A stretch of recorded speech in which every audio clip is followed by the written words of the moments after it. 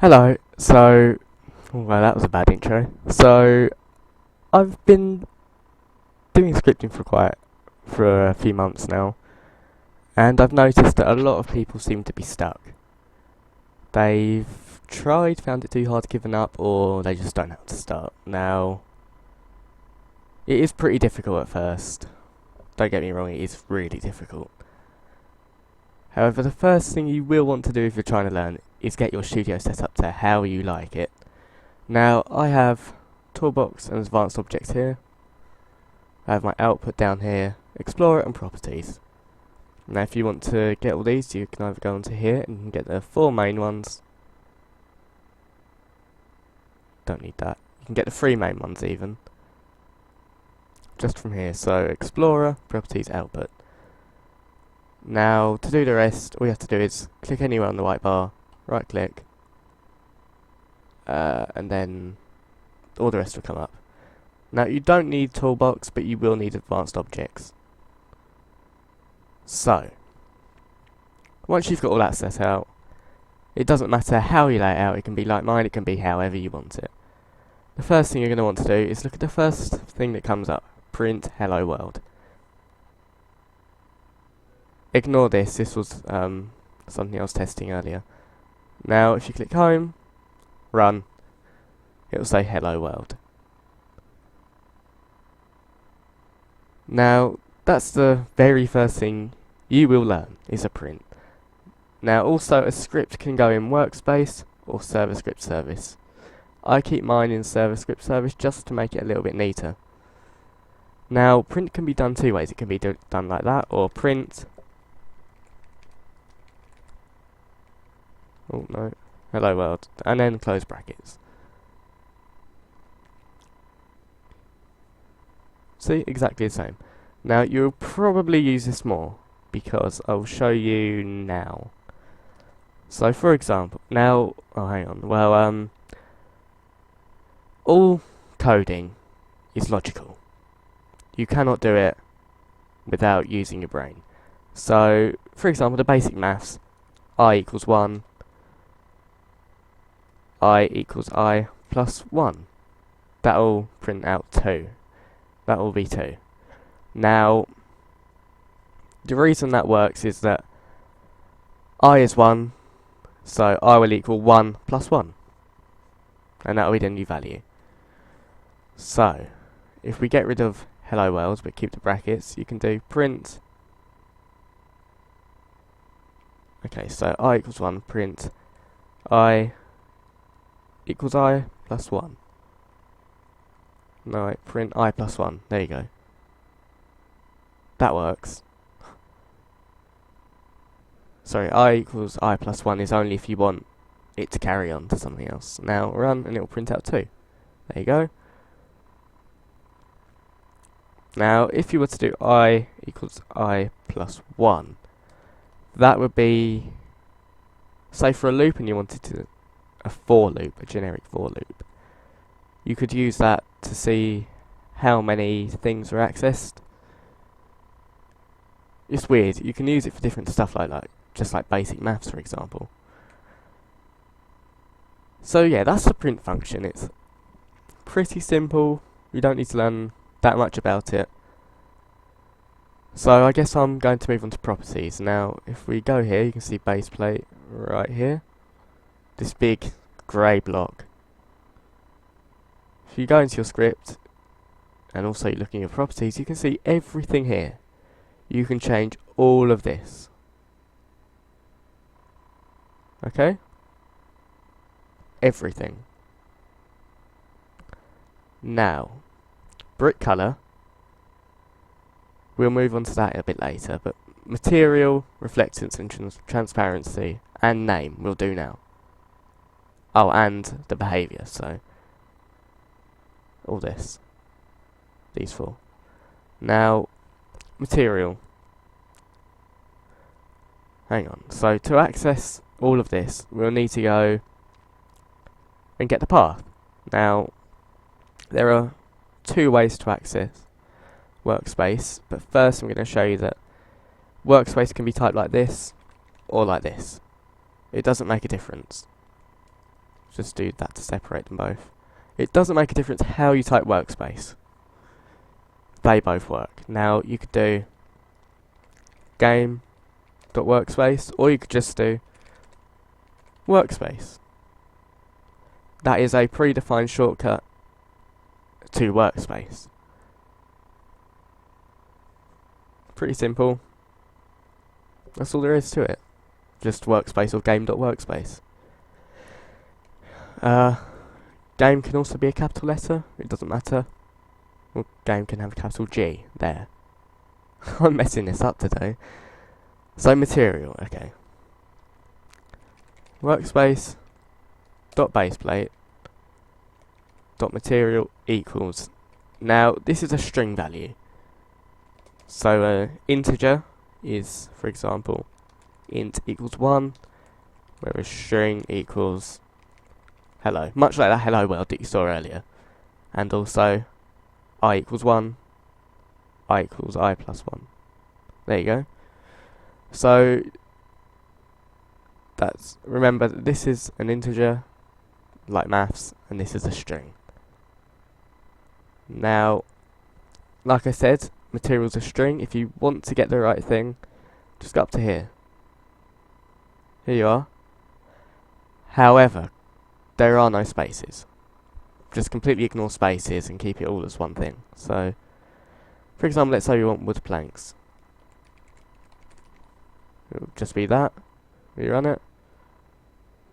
And there you go. It's wood planks. So that's how materials are done. Now we can do transparency now.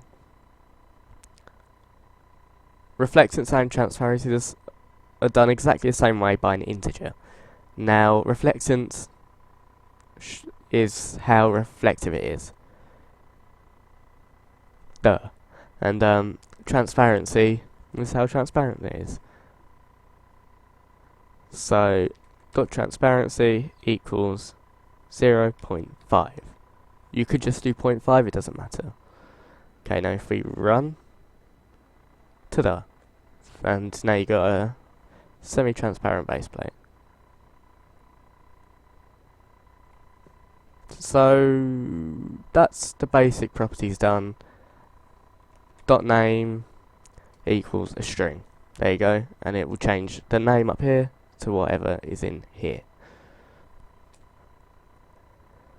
Now, oh wait, there are more. So okay, I won't show you, but workspace dot baseplate dot anchored. No, that's ancestry changed. Dot anchored equals true. There you go. All the ones with little tick boxes are either true or false. Pretty simple to remember. There you go. Now if you look back at all this, form factor, it's a string, block, it's a string, these are all strings. They're all really easy to do. Nope. Now I'll go on to brick colour for you, and we'll work on the vector free values, which are these, in another video. So workspace dot baseplate dot brick color equals brick color dot new your color here. Yeah, I'm English, don't correct me on that. I'm right, you're wrong. Wow. So your color can be gotten here. Just hover over it and it'll change. Now if you notice bright red, it's capital B lowercase r, whereas if you were to go to new yellow, it'll be a capital Y. These you might get muddled up on until you start learning the actual colours. Very few have two capital letters. Dusty Rose does. That has 3, but that's right at the beginning, so oh, whoops. Okay, so your colour here, let's change this to cyan. If we run it, there you go, it's blue.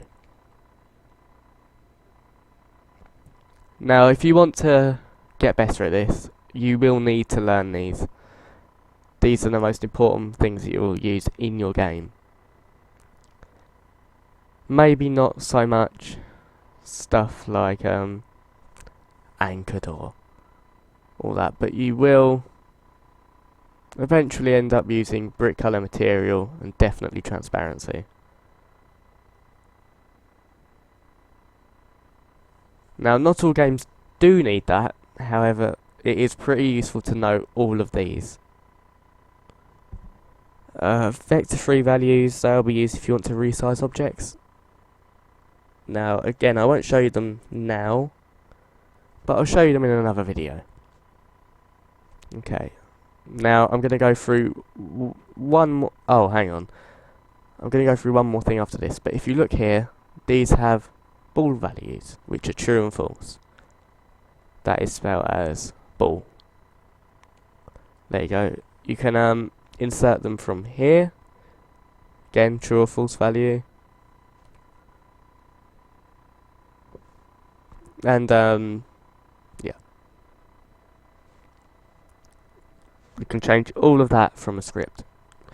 Now, the very last bit of code I'm going to show you is instance.new. This will insert any advanced object from here. So if we click workspace, you can see a list of everything that shows up. Whereas if we were to click server script service, here you go, there's only two things. Now, say we wanted to do a part, just a basic part. That is what you would do. Now, there is an argument to this, which doesn't need to be added because you can use .parent, like that. However, you can use comma and then workspace, and this will insert it into workspace. You could do game.lighting. Now, there is no shortcut for anything else apart from workspace, remember that.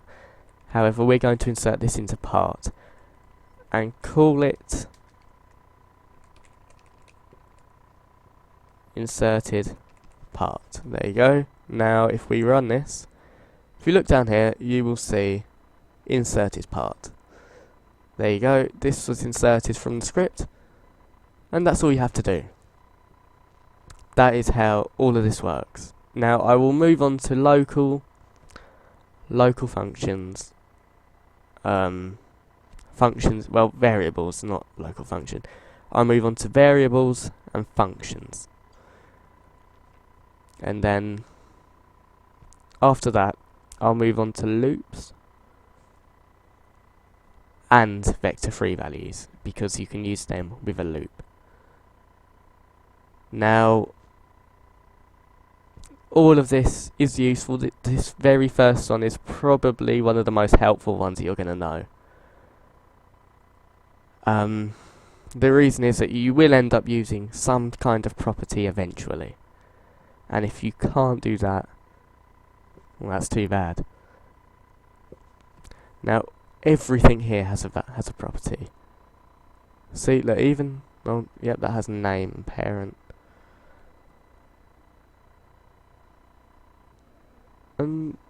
So that's about it. Thanks for watching. I hope this helped you.